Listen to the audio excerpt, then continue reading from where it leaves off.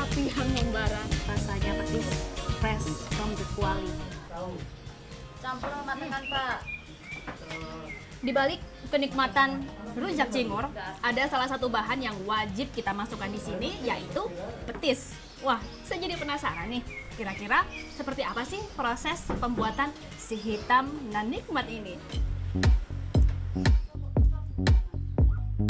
Hitam, legit, kental, beraroma khas ikan. Apalagi kalau bukan petis. Biasanya petis memang digunakan sebagai bahan dasar untuk membuat makanan seperti rujak cingur, tahu tek, dan tahu campur. Di Indonesia ada banyak ragam olahan petis dari berbagai daerah. Salah satunya petis Sidoarjo. Proses pembuatannya pun masih menggunakan cara tradisional tanpa mesin. Siap-siap pegel. Oke, kita siapin dulu. Nah, saat ini saya berada di salah satu tempat pembuat petis yang cukup terkenal di Sidoarjo. Nah, tapi sebelum kita membuat petis, ada salah satu bahan yang harus kita punya dan harus kita beli, yaitu terasi.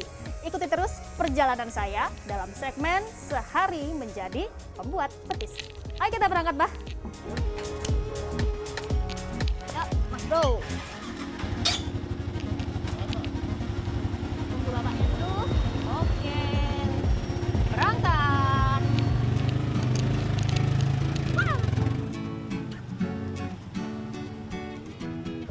Masuk gang, dimatiin dulu motornya ya. Sejak beberapa tahun terakhir, Abah Muslik mengganti bahan dasar dari ikan menjadi terasi. Ini karena kualitas ikan yang biasa ia gunakan sudah tak layak lagi. Tapi tenang, meski pakai terasi, hasil dan rasanya masih tetap maknyus. Oke, kita sudah sampai di toko terasi langganan Abah. Abah, di sini ada dua jenis terasi, ada yang kering kecil-kecil kayak gini, ada juga yang basah yang masih blok-blokan 5 kiloan kayak gini. Kenapa Abah milihnya yang masih basah gini, Bah? Ya, kalau yang ini buat dari sambal, yang ini cocok untuk petis ini yang ini. Walau aromanya masih masih mantap gitu loh aromanya. Ini cocok untuk buat petis. Kalau ini buat sambal lele, sambal ayam gitu. Oke, ternyata saya baru tahu. Karena harusnya cocoknya pakai yang basah, bukan yang kering. Oke Abah, kita langsung bungkus ya terasinya. Oke. Mas, bungkus ya. Jenis terasi yang dibeli nggak asal-asalan. Abah memilih terasi yang menggunakan bahan udang kecil-kecil berkualitas tinggi dari Sumatera Barat. Wah, jauh juga ya. Terasi sebanyak 125 kilo biasanya digunakan untuk 5 kali pembuatan petis. Setelah selesai belanja, kita lanjut ke dapur bikin petisnya yuk. Langkah pertama, terasi kita masak dulu di dalam kuali baja jumbo. Aduk-aduk pakai bambu sepanjang 2 meter sampai matang, kurang lebih 1 jam. Kalau biasanya kita kalau di rumah bikinnya kan goreng terasi. Nah, kalau ini kita bikin terasi, kita masak sampai 1 jam sebelum kita campur dengan tepung dan bahan-bahan semuanya untuk kita bisa menghasilkan petis. Ini aromanya pemirsa. Terasi yang sangat natural. Setelah itu, masukkan tepung terigu yang sudah dicampur air, gula merah, gula pasir, aduk-aduk terus sampai mengental. Jangan sampai putus supaya tercampur rata. Speednya udah mulai berkurang. Udah mulai capek. Ini udah ada masuk terasi 10 kilo. Tepung terigu 20 kilo. Terus ada gula merah, ada gula pasir. Totalnya berapa tahu nggak? 250 kilo alias 2,5 kintal. Aduh, beban hidup makin berat guys.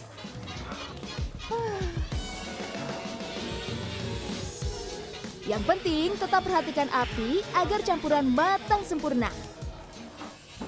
Aduh, banyak pakunya lagi. Hati-hati ya.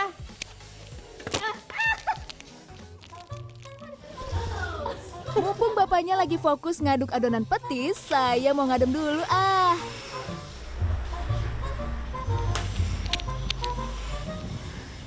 saya kabur bentar dari bapaknya. Panas banget.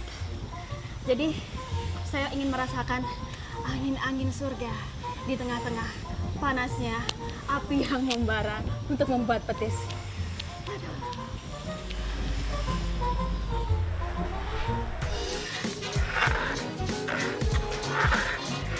Ayo lanjut aduk terus. Ini belum usai, Bung. Belanda masih jauh.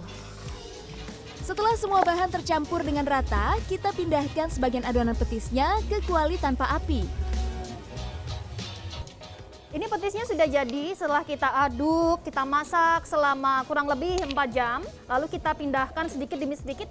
Pelan-pelan. Aduh, berat. Kita pindahkan ke kuali yang di bawah ini. Kita campur warna dengan berwarna hitam. Tunggu dingin sebentar, lalu kita masukkan ke timba untuk kita jual ke pasar. Kita masukin. Proses terakhir, tambahkan tepung tapioka ke dalam adonan petis, lalu diaduk lagi sampai rata. Pak, kalau diaduk gini sama tepung tapioka bisa berapa lama nih? Berat banget. Yo, sudah selesai jadi petis ya. Oh, saya sampai nyampur semua ya? Ya, Bapak sendirian kan ngejar gini, sanggup Pak tiap hari kayak gini? ya iso dilakoni ae lah Mbak, Oh. gini. Iya. Harus dijalani guys, biar selesai. Kalau cuma dilihatin ya nggak jadi-jadi petisnya. Ayo semangat! Kok kuat? Nah, sudah jadi. Setelah adonan petis tercampur rata dengan tepung tapioka, kini saatnya memasukkan petis ke dalam timba untuk dijual. Nah, ini nih penampakan petisnya yang barusan matang, fresh from the oven, fresh from the kuali. Kita masukin ke timba. Dan ini nggak perlu ditimbang lagi ya Pak, karena ini sudah ukurannya 31 kilo ya. Masukin petisnya harus cepat ya, mumpung masih anget-anget. Kalau kelamaan, petisnya akan dingin, malah makin berat dan susah untuk dicetak. Penasaran rasanya petis fresh from the kuali kayak apa ya?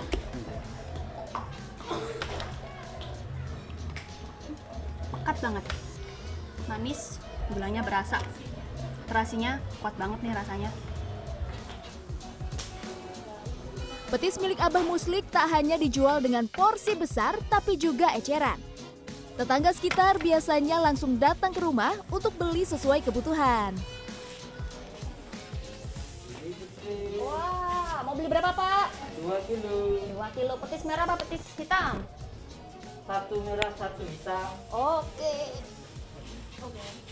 Oke Mbak, yang ini petis merah ya? Hitam. Petis hitam, 1 kilo. Petis merahnya juga 1 kilo. 1 kilo.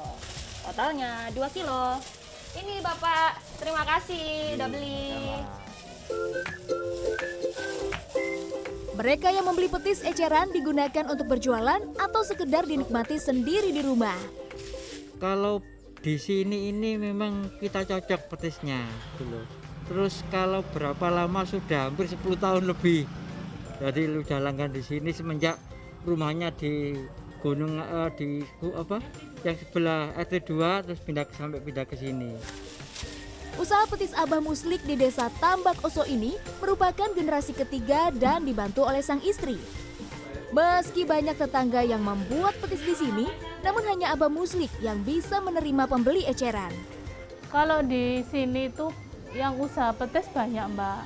Cuma biasanya itu kalau jadi langsung dibawa semua. Kalau saya enggak, saya ya eceran, ya juga timbangan. Ya kalau beli 5.000 gitu kan harus dilayani. Soalnya yang beli kan daerah orang sini-sini aja Mbak. Paling pengen buat sambel, pengen buat rujak sendiri kan kasihan, namanya juga tetangga dekat. Sekarang saatnya kirim-kirim petis ke pelanggan di pasar. Tapi kalau penjual di pasar nggak bisa ecer ya, harus beli minimal 1 timba.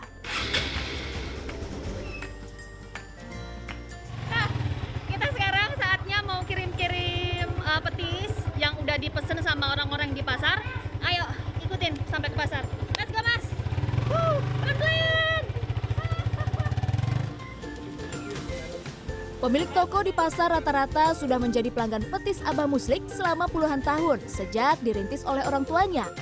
Dalam sehari, Abah Muslik mampu membawa 3 timba, maksimal 2 lokasi dengan kendaraan roda 2. Nah, ini adalah akhir dari perjalanan petis kita hari ini. Mulai dari kita membuatnya, sampai kita mengirim ke toko-toko yang ada di pasar ini. Memang butuh perjuangan untuk membuat bahan dasar makanan petis yang terlihat sederhana, tapi memang layak diperjuangkan dan rasanya memang enak. Odi Cornelia, Niki Peresia, Surabaya, Jawa Timur.